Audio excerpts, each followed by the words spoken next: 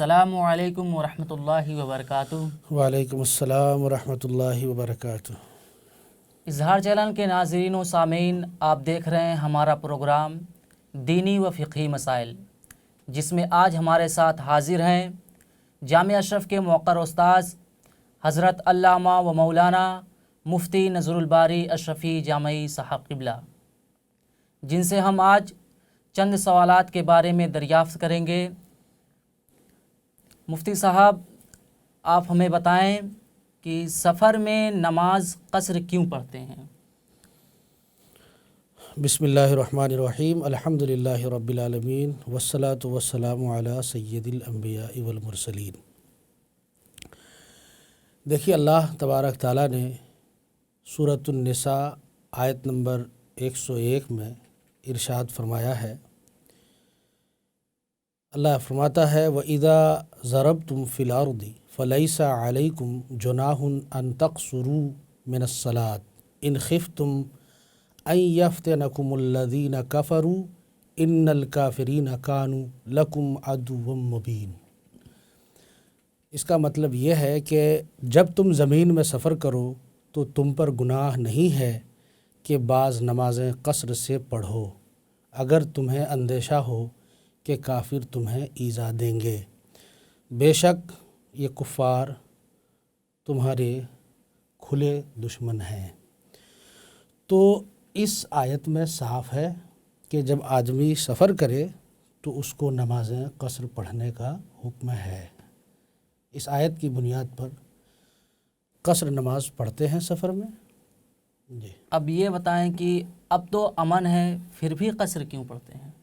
جی، اس سلسلے میں اتنا عرض کروں گا کہ مفسر قرآن حضرت صدر الافاضل علامہ سید نعیم الدین مراد آبادی اشرفی علیہ رحمہ نے فرمایا ہے اپنی کتاب خزائن العرفان کے اندر کہ خوف کفار قصر کے لیے شرط نہیں ہے، یعنی کسی چیز کا خوف، کافروں کا خوف بالخصوص یہ قصر کے لیے شرط نہیں ہے۔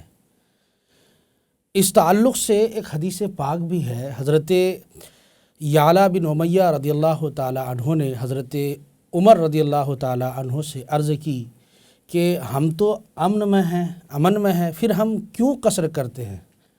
تو حضرت عمر نے فرمایا کہ اس کا مجھے بھی تعجب ہوا تھا، تو میں نے سید عالم صلی اللہ علیہ وسلم سے دریافت کیا۔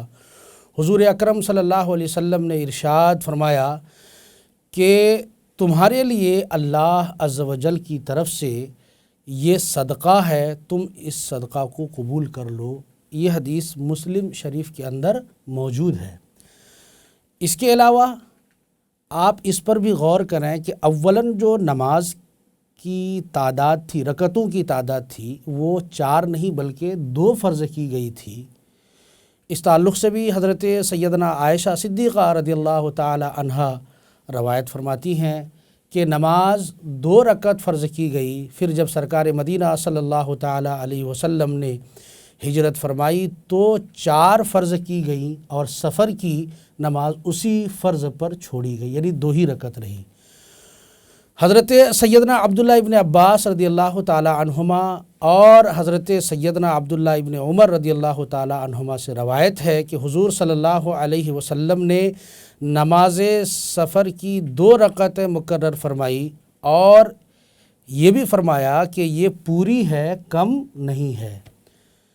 مطلب یہ ہے کہ اول اسلام میں جو نماز فرض ہوئی وہ 2 ہی رکعت کر کے تھی، پھر اس کے بعد جب آگے بڑھا معاملہ اور حضور صلی اللہ علیہ وسلم ہجرت کر کے مدینہ طیبہ آئے تو وہاں نمازیں 4 ہو گئی، لیکن سفر میں 2 ہی رہی۔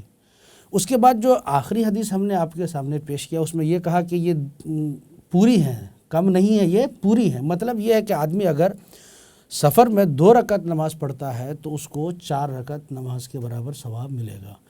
تو یہ وہ احادیث ہیں جن کی بنیاد پر نمازیں قصر کی جاتی ہیں، اب امن ہو یا نہ ہو۔ بہرحال سفر میں حکم ہے نمازوں کو قصر پڑھنے کا، اس لیے ہم نماز قصر پڑھتے ہیں۔ امن اور خوف کا اس سلسلے میں کوئی بھی مسئلہ نہیں ہے۔ جی، شرعی سفر کی مسافت کیا ہے؟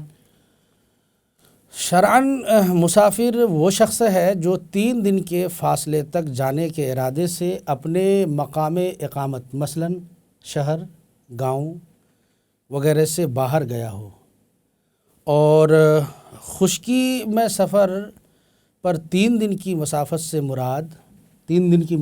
مراد یہ ہے کہ 57 میل جو آج کل کے نئے پیمائش کے اعتبار سے اگر اس کو کلومیٹر میں ہم کنورٹ کرتے ہیں 57 میل کو، تو تقریباً 92 کلومیٹر ہوتے ہیں۔ یعنی اتنے ڈسٹنس اگر کسی نے پورا کرنے کا ارادہ کیا ہے تو پھر ایسی صورت میں وہ انسان مسافر ہوتا ہے۔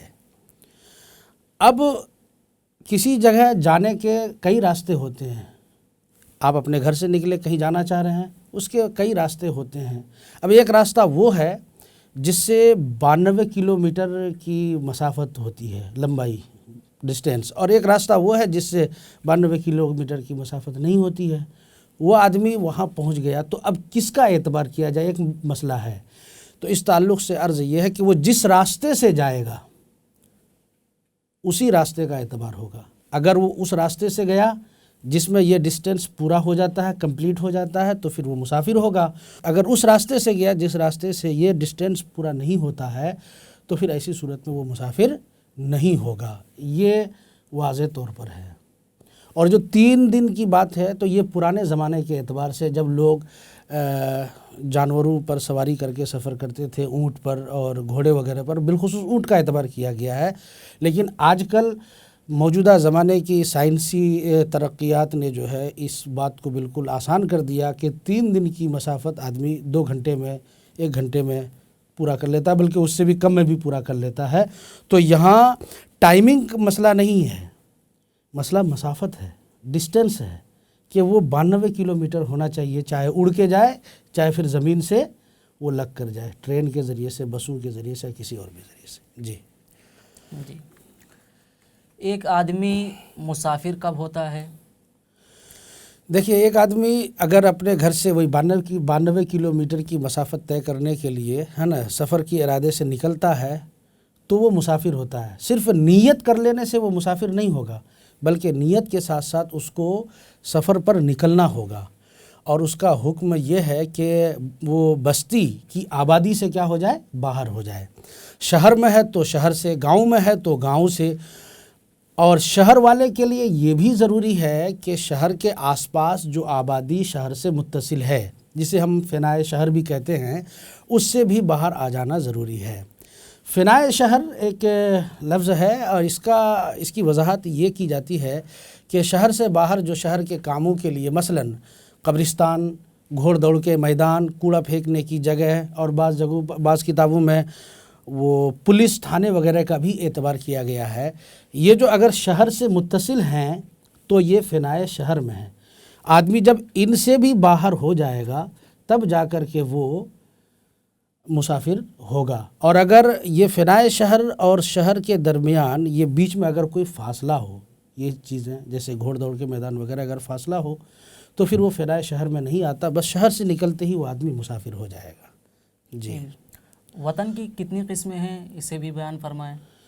جی، وطن کی 2 قسمیں ہیں، ایک وطن اصلی اور دوسرا ہے وطن اقامت۔ وطن اصلی یعنی وہ جگہ جہاں پر اس شخص کی پیدائش ہوئی ہے، یا اس کے گھر کے لوگ وہاں رہتے ہیں، یا وہاں سکونت اختیار کر لی، یعنی وہیں پر رہائش اختیار کر لی، اور یہ ارادہ ہو کہ یہاں سے اب ہم واپس نہیں جائیں گے، یہ وطن اصلی ہے۔ اور وطن اقامت یہ ہے کہ آدمی مسافر ہے، وہ اس نے 15 دن یا اس سے زیادہ ٹھہرنے کا ارادہ کیا ہو، تو جہاں ٹھہرنے کا ارادہ کیا ہے وہ وطن اقامت ہے۔ اب ایک وطن اقامت کب وطن نہیں رہتا، وہ ختم ہوتا ہے، اس کی کئی صورتیں ہیں۔ ایک تو یہ ہے کہ وطن اقامت دوسرے وطن اقامت کو باطل کر دیتا ہے۔ مثلاً آپ یہاں پر ہیں، 15 دن ایک جگہ ٹھہرنے کے ارادے سے رکے ہوئے ہیں، پھر دوسری جگہ اتنے ہی دن کے ارادے سے ٹھہرا آپ نے، تو پہلی جگہ جو اب وطن اقامت تھی وہ نہ رہی، یہ دوسری جگہ وطن اقامت بن جائے گی۔ اور دونوں کے درمیان مسافت سفر ہو یا نہ ہو اس کا مطلب نہیں ہے۔ مطلب یہ ہوا کہ دونوں وطن کے درمیان 92 کلومیٹر کا ہونا ضروری نہیں ہے، کم بھی ہوگا تو چلے گا۔ یہی وطن اقامت وطن اصلی اور سفر سے بھی باطل ہو جاتا ہے۔ آپ وطن اقامت سے وطن اصلی آ گئے تو آپ کا وطن اقامت ختم ہو جائے گا، اور اگر آپ اس سفر میں ہیں تب بھی وطن اقامت آپ کا ختم ہو جائے گا۔